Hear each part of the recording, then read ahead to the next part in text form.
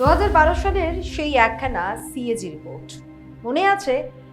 মনমোহন সিং সরকারের 10 বছরের জমানার সমস্ত কল কবজা এক ধাক্কায় ঢিলে করে দিয়েছিল সেই সিএজি। ইউপিএ সরকারের পতন আর নরেন্দ্র মোদীর জয়যাত্রার সূচনা। ভারতের রাজনীতি, অর্থনীতি আর সমাজনীতির প্রেক্ষাপট এক রাতে বদলে গিয়েছিল। আজকের ভারতে যে বিপুল ক্ষমতা আর রাজনৈতিক একাধিপত্য আপনারা দেখছেন, তার আসল ভিত্তিপ্রস্তর কিন্তু গেঁথে দিয়েছিল 2012 সেই সিএজি রিপোর্টই। সেই সিএজি এবার ফেরত এসেছে, আর এবার তাদের নিশানায় স্বয়ং মোদী সরকার। আজকের জিএসটির জমানায় ছাড় পাচ্ছে না কেউ। আগে শুধু বড় লোকেরা ট্যাক্স দিত, আর আজ সকালের চা থেকে রাতের ওষুধ দিন আনা দিন খাই সাধারণ মানুষটার পকেট থেকেও সরকার কড়ায় গন্ডায় ট্যাক্স উসুল করে নিচ্ছে। কিন্তু সিএজির চাঞ্চল্যকর রিপোর্ট প্রকাশ করলো এক ভয়াবহ সত্য। জনগণের থেকে ট্যাক্সের টাকা কুনে কুনে তুলে নেওয়া হচ্ছে ঠিকই, কিন্তু সে যে কাজের কথা বলে টাকা নেওয়া হলো সেই ফান্ডের দরজা পর্যন্ত সেই টাকা পৌঁছলোই না। কোথায় গেল হাজার হাজার কোটি টাকার হিসেব? নিখোঁজ। কোথাও সেসের টাকা অন্যত্র উধাও, আবার কোথাও দরিদ্রের গৃহ নির্মাণ কিংবা শিক্ষার বাজেট না ছুঁয়েই বছরের পর বছর পড়ে আছে ফাইলের নিচে। যে সিএজি একদা দিল্লির তখত উল্টে দিয়েছিল, সেই সিএজি রইল, সেই সিএজিরই 2024-25 সালের এই নতুন রিপোর্ট কি তবে আজকের সরকারের স্তম্ভ নাড়িয়ে দেওয়ার ইঙ্গিত?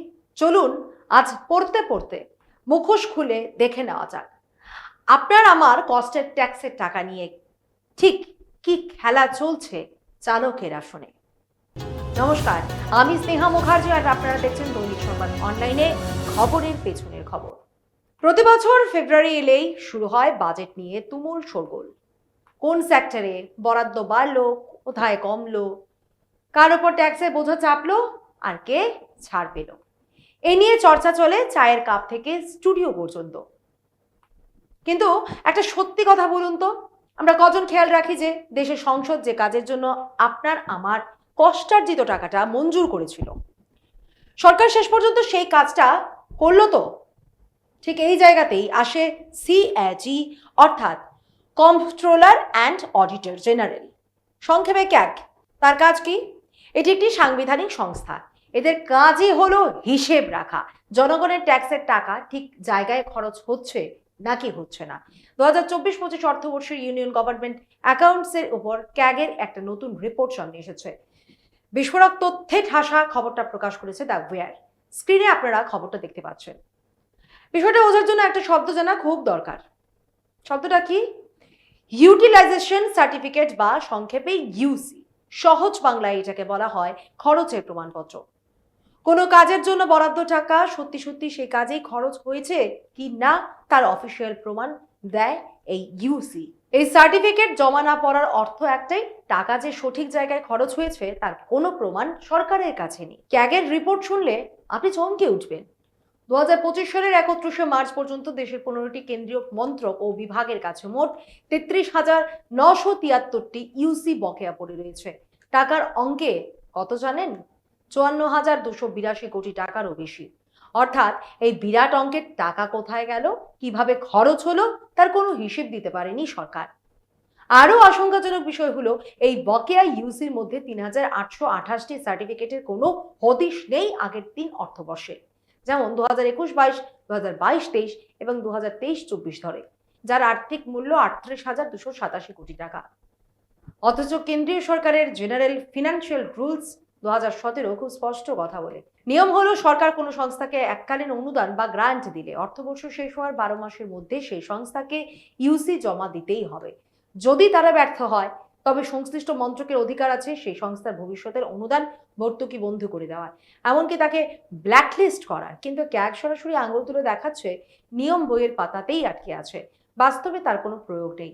এবার প্রশ্ন হলো, কোন কোন মন্ত্রকে হিসেব না দেওয়ার তালিকায় সবার উপরে রয়েছে? তালিকার শীর্ষে রয়েছে কেন্দ্রীয় আবাসন ও নগর উন্নয়ন মন্ত্রক। এদের মোট 1,992টি ইউসি এখনো বকেয়া, যার অর্থমূল্য 18,272 কোটি টাকা। দ্বিতীয় স্থানে রয়েছে উচ্চশিক্ষা বিভাগ। এদের বকেয়া ইউসির সংখ্যা 3,530টি, আর টাকার অঙ্ক বিশাল, 14,359 কোটি টাকা। উচ্চশিক্ষা বিভাগের যে বকেয়া ইউসির কথা বলছিলাম, তার গভীরতা আরো বেশি। এই ৩,৫৩০টি বকেয়া ইউসির মধ্যে ২,৯34টি কিন্তু বিগত ৩ অর্থবর্ষের, অর্থাৎ মোদী সরকারের আমলের। আর এর আর্থিক অঙ্কটা কত জানেন? ১৪,২১৮ কোটি টাকা। অন্যান্য মন্ত্রকের বিস্তারিত তথ্য এই মুহূর্তে আপনাদের স্ক্রিনে ফুটে উঠছে, আপনারা ভিডিওটি পজ করে দেখে নিতে পারেন। কিন্তু মনে রাখবেন, এই ভয়াবহ রিপোর্টটি মাত্র 15টি মন্ত্রকের তথ্যের উপর ভিত্তি করে তৈরি, অথচ কেন্দ্রীয় সরকারের অধীনে মোট মন্ত্রক রয়েছে ৫৪টি। ভেবে দেখুন, বাকি ৩৯টি মন্ত্রকের হিসেব যদি এই পরিসংখ্যানে যোগ হতো, তবে যে হাজার কোটি টাকার কথা আপনারা শুনছেন তা এক ধাক্কায় লক্ষ কোটিতে পৌঁছে যেতে পারত। এবার আসুন এই রিপোর্টের সবচেয়ে চাঞ্চল্যকর দিকটায় নজর দেওয়া যাক, ট্যাক্স আদায়ের কারচুপি।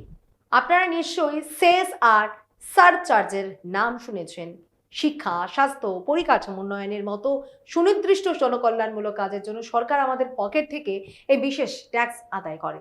২০২৪-২৫ অর্থবর্ষে কেন্দ্র এর মাধ্যমে সংগ্রহ করেছে ৫,২৯,০০০ কোটি টাকা, যা দেশের মোট কর রাজস্বের প্রায় ১৪%। কিন্তু ক্যাগের তদন্তে দেখা গেছে সেস আর সারচার্জ বাবদ আদায় করা মোট ৯,২২২ কোটি টাকা সেই নির্দিষ্ট ফান্ডগুলোতে পাঠানোই হয়নি, যে ফান্ডের নামে জনগণের থেকে টাকা তোলা হয়েছিল। উদাহরণ চান? প্রধানমন্ত্রী স্বাস্থ্য সুরক্ষা নিধি, স্বাস্থ্য ব্যবস্থার উন্নতির জন্য এই ফান্ডে ২,১৮৫ কোটি টাকা ওঠার কথা ছিল, কিন্তু ৬,৬৪৬ কোটি টাকার বিশাল ঘাটতি রেখে আসল ফান্ডে সেই টাকাই পৌঁছয়নি। প্রাথমিক শিক্ষা কোষ, যেখান থেকে দেশের প্রাথমিক ও স্কুল শিক্ষার প্রকল্পগুলিতে টাকা দেওয়া হয়, সেটিও নিজের প্রাপ্য হিসেব থেকে ১,২৭০ কোটি টাকা কম পেয়েছে। Investor education and protection fund, এই ফান্ডে জমা হওয়ার কথা ছিল ১,১৩৫ কোটি টাকা, কিন্তু পৌঁছেছে মাত্র ৩০ কোটি টাকা, অর্থাৎ ১,১০৫ কোটি টাকার কোনো পাত্তাই নেই। প্রশ্ন হলো, শিক্ষার টাকা শিক্ষায় খরচ হলো না কেন? জনগণের থেকে আদায় করা এই বিশাল অঙ্কের টাকা তাহলে গেল কোথায়? কি কাজে ব্যবহার করা হলো? গল্প এখানেই শেষ নয়। এবার শুনুন ক্রুড ওয়েল সেসের কাহিনী। ১৯৭৪-৭৫ সাল থেকে শুরু করে এ যাবৎ কাঁচা তেলের উপর সেস বসিয়ে বিভিন্ন সরকার আদায় করেছে ৩,১১,০০০ কোটি টাকা। কিন্তু ১৯৯১ আর ৯২ সাল পর্যন্ত অয়েল ইন্ডাস্ট্রি ডেভেলপমেন্ট ফান্ডে পাঠানো হয়েছিল মাত্র ৯০২ কোটি টাকা। আর তারপর ১৯৯২-৯৩ থেকে ২০২৩-২৪ টানা ৩ দশক ধরে এই ফান্ডে একটা ফুটো পয়সাও পাঠানো হয়নি। আর তারপর ১৯৯২-৯৩ থেকে ২০২৩-২৪ টানা ৩ দশক ধরে এই ফান্ডে একটা ফুটো পয়সাও পাঠানো হয়নি।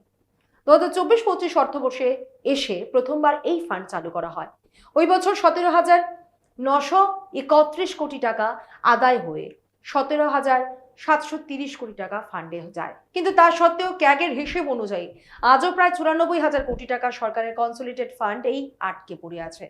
ঠিক একই রকম করুণ দশা ক্যাম্পা ফান্ড বা কম্পেনসেটরি অ্যাফরেস্টেশন ফান্ডেরও। নিয়ম হলো, কোনো উন্নয়নমূলক প্রকল্পের জন্য জঙ্গল কাটা পড়লে সেই ঘাটতি মেটাতে ক্যাটাগরিক্যালি টাকা জমা রাখা হয়, যাতে অন্য কোথাও সমপরিমাণ নতুন বনভূমি গড়ে তোলা যায়। ক্যাম্পা ফান্ডের কারচুপির হিসেবটা শুনলে আঁতকে উঠবেন। ২০২৪-২৫ অর্থবর্ষ পর্যন্ত এই ফান্ডের ১,৩৮০ কোটি টাকা রাজ্যগুলিকে দেওয়াই হয়নি। আরো ২,১৯২ কোটি টাকা স্রেফ ব্যাংক অ্যাকাউন্টেই ফেলে রাখা হয়েছে, অথচ নিয়ম অনুযায়ী এই টাকা সরকারি পাবলিক অ্যাকাউন্টসে পাঠানো বাধ্যবাধকতামূলক ছিল। সবচেয়ে লজ্জা আর উদ্বেগের বিষয় হলো, সরকারের হিসেবের খাতা আর ন্যাশনাল ক্যাম্পা অথরিটির খাতার মধ্যে ৫৯৯ কোটি টাকার মারাত্মক গরমিল ধরা পড়েছে। অর্থাৎ জনগণের টাকা কিভাবে রাখা হচ্ছে তার সঠিক কোনো স্বচ্ছতাই নেই। পরবর্তী ২০২৫-২৬ অর্থবর্ষে ৬,৩৮২ কোটি টাকা ট্রান্সফার করা হয়েছিল ঠিকই, কিন্তু ক্যাগ স্পষ্ট জানিয়ে দিয়েছে টাকা তোলা এবং পাঠানোর পুরো প্রক্রিয়াটাই কম্পেনসেটরি অ্যাফরেস্টেশন ফান্ড অ্যাক্টের নিয়মকে বুড়ো আঙুল দেখিয়ে করা হয়েছে। কর সংগ্রহের এই গল্প শেষ হতেই শুরু হচ্ছে রিপোর্টের সবচেয়ে আশঙ্কাজনক chapter, defence pension suspend head এবং ক্রিয়েটিভ অ্যাকাউন্ট্রি।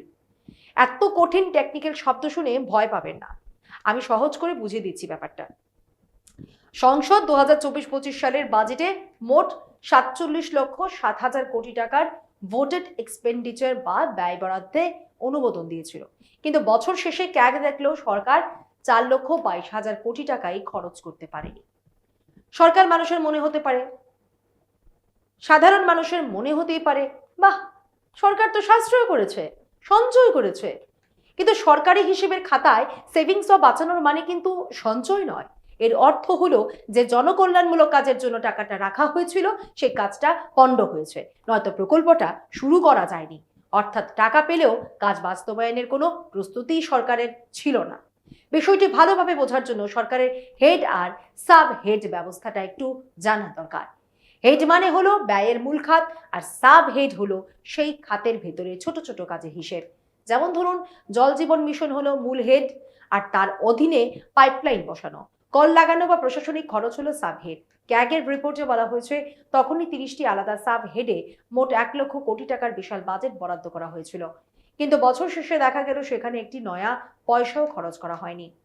ভাবুন একবার, সরকারি যদি জানাই ছিল যে টাকা খরচ হবে না, তবে বাজেটে অত বড় অঙ্ক রাখা হলো কেন? আবার টাকা রাখা সত্ত্বেও যদি জনস্বার্থের কাজ না হয়, তবে সেই দায় কার? এর সবচেয়ে বড় উদাহরণ এই জল জীবন মিশন। হর ঘর জল পানীয় জল প্রকল্পের জন্য সংসদ 3টি আলাদা হেড মিলিয়ে মোট 63,146 কোটি টাকা অনুমোদন দিয়েছিল। কিন্তু তার মধ্য থেকে 40,531 কোটি টাকা, অর্থাৎ বরাদ্দের প্রায় 64% টাকাই না ছোঁয়া অবস্থায় পড়ে রইল। পুরো department of drinking water and স্যানিটেশনের দিকে তাকালে ছবিটা না আরো স্পষ্ট হয়। এই দপ্তর বাজেট পেয়েছিল 77,389 কোটি টাকা, অথচ খরচ করতে পেরেছে মাত্র 26,257 কোটি টাকা। অর্থাৎ বাকি 51,132 কোটি টাকাই খরচ করতে ব্যর্থ হয়েছে সরকার। একটা ভয়াবহ ছবি না ফুটে উঠেছে প্রধানমন্ত্রী আবাস যোজনাতেও। কেন্দ্রীয় আবাসন ও নগর উন্নয়ন মন্ত্রক গর্ব করে দেখিয়েছিল যে তারা নাকি 32,191 কোটি টাকার রেভিনিউ সেভিংস বা আর্থিক সাশ্রয় করেছে। কিন্তু আসল সত্যিটা কি? পিএম আবাস যোজনার একটা বড় হেডে বরাদ্দ ছিল 17,000 কোটি টাকারও বেশি, যার মধ্যে 14,227 কোটি টাকাই খরচ করা হয়নি। অন্য আরেকটি হেডে মঞ্জুর হয়েছিল 6,443 কোটি টাকা, কিন্তু সেখানেও 4,601 কোটি টাকা পড়ে রইল অব্যবহৃত। ভাবুন একবার, যে গৃহহীন মানুষগুলোর মাথার উপর ছাদ পাওয়ার কথা ছিল, তাদের জন্য বরাদ্দ রাখা হাজার হাজার কোটি টাকা মাটিতে পৌঁছলই না। এবার পরিবেশনের দশাটা দেখুন। দূষণ নিয়ন্ত্রণের জন্য পরিবেশ, বন ও জলবায়ু পরিবর্তন মন্ত্রককে বরাদ্দ দেওয়া হয়েছিল কত? 622 কোটি টাকা। কিন্তু সরকার তার প্রায় 97% টাকাই খরচ না করে ফেলে রাখলো, আর আমরা ধোঁয়াশায় শ্বাস আটকে ছটফট করে গেলাম। অথচ বাস্তবটা আমরা সবাই জানি, বিশ্বের সবচেয়ে দূষিত শহরের তালিকায় ভারত ক্রমাগত শীর্ষে রয়েছে। ক্যাগের রিপোর্ট উল্লেখ করে জানানো যাচ্ছে, বিশ্বের 10টি সবচেয়ে দূষিত শহরের মধ্যে 6টি ভারতের, প্রথম 20টির মধ্যে 13টি, 50টির মধ্যে 35টি, এবং বিশ্বের 100টি সবচেয়ে দূষিত শহরের তালিকায় 74টি শহরই ভারতের।